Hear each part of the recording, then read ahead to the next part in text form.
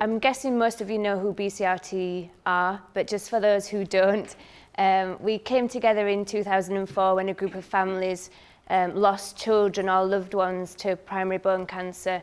They were frustrated at the lack of research that was going on in this area, and they were fundraising independently.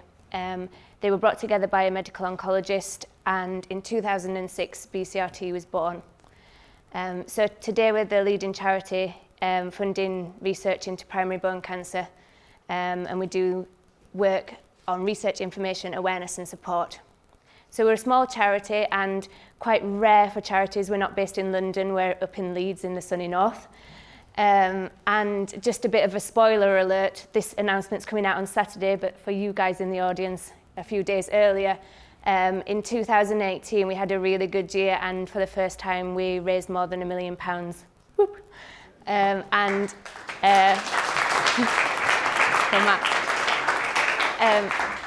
it allowed us to commit over 950,000 to research last year, which is what we're all here for. So to date we've funded 70 projects, and 37 of these are actually in osteosarcoma, and they have a total of just over 2 million. And that's a picture of us at a patient conference. So why are we interested in sample collection? So we funded our first grant in 2006, and pretty much straight after this, researchers started to tell us that there was an issue with getting access to patient samples for their research. And this is limiting the success of research projects.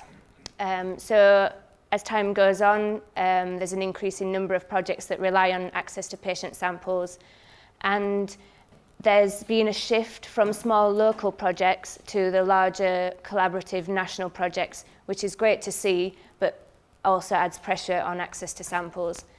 But what really brought it to a head was when sarcomas were eligible for the 100,000 Genome Project, and the centres were struggling to get those samples and send them off for sequencing.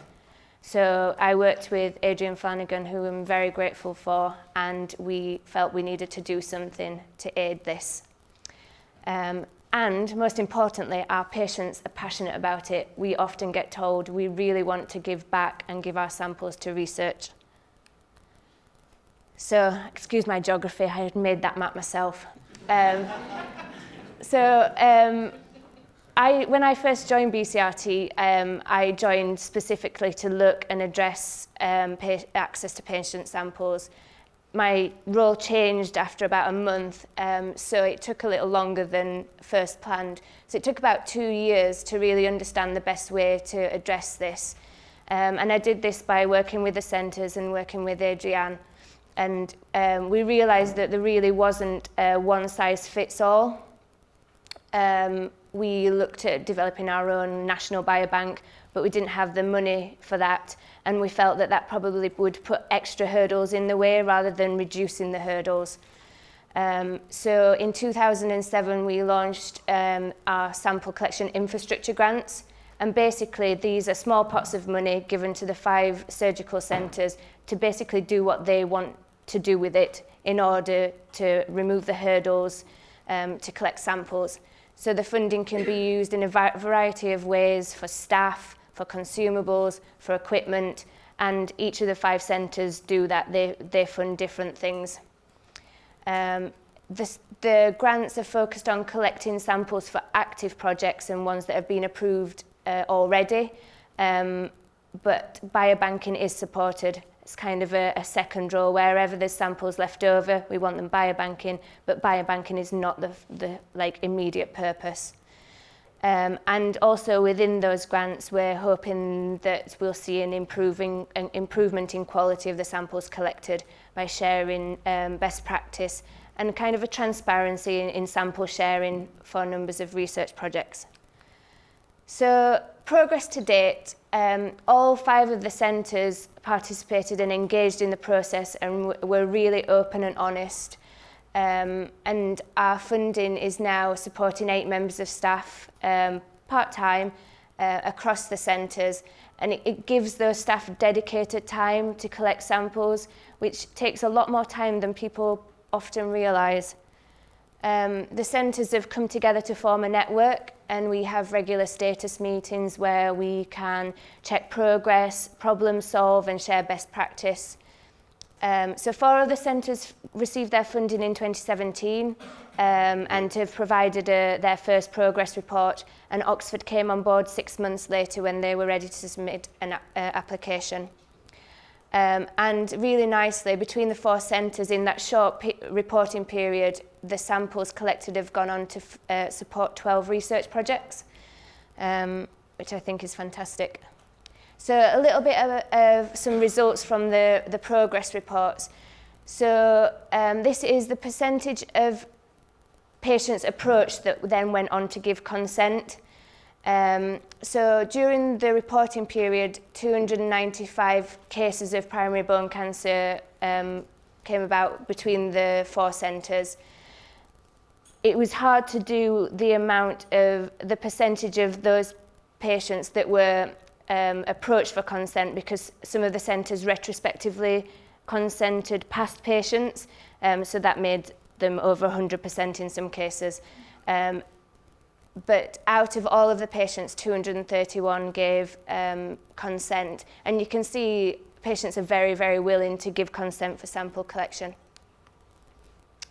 So the number of samples collected, over 1,000, so 1,167 samples were collected during this period.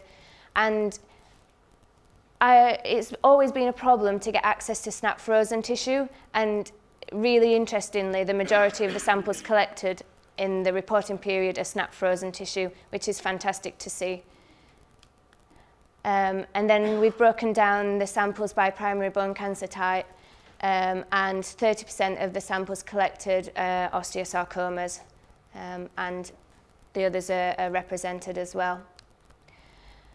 So things are going great, and our ISAP, who award the funding and monitor the progress of these grants, were blown away really by the progress made in the first year. But there are still some challenges.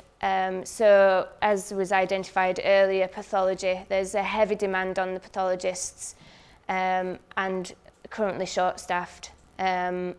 So how can we support this area? Is there a role for charities in helping that?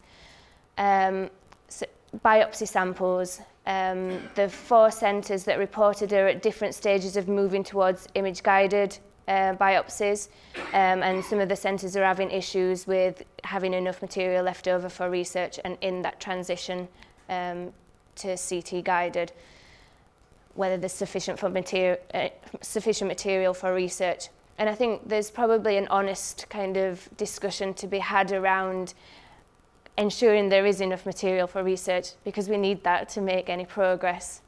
And then patient identification. Some of the centres still have an issue with having someone there at the MDT making sure all the patients that are eligible get identified and get consented. And I just want to say thank you and bring it back to our patients, and they want me to pass on their thanks for all coming together to try and make a difference in osteosarcoma.